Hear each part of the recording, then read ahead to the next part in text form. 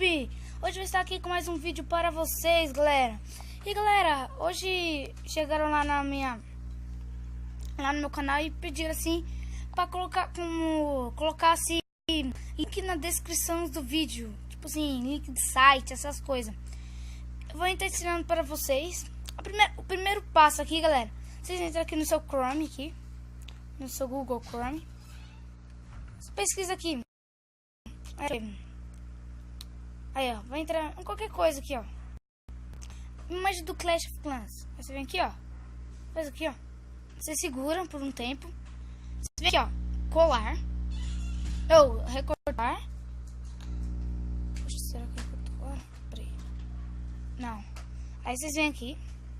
Recortou. Não. Peraí.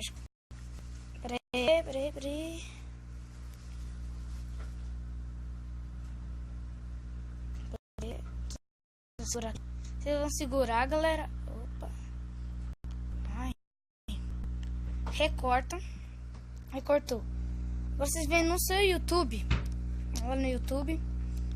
Ai. Vocês vêm aqui no seu YouTube, galera. Você entrou. Aí, agora entrou. Como você já viu, eu postei um vídeo novo aqui. Ai, caramba. Deixa eu ver aqui. Tem várias coisas aqui. Aí eu vou colocar. Como galera, eu vou editar isso daqui, ó. Editar. Mas é tipo. Editar. Descrição. Você vem colar.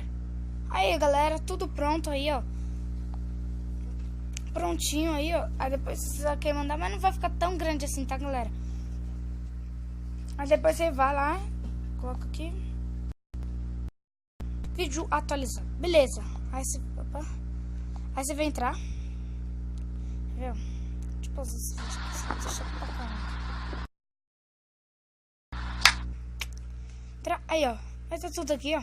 Beleza? Esse vídeo vai ficando por aqui, galera. Espero que vocês tenham gostado. Deixa o like aí, se inscreve no meu canal. E esse vídeo fica por aqui. Falou!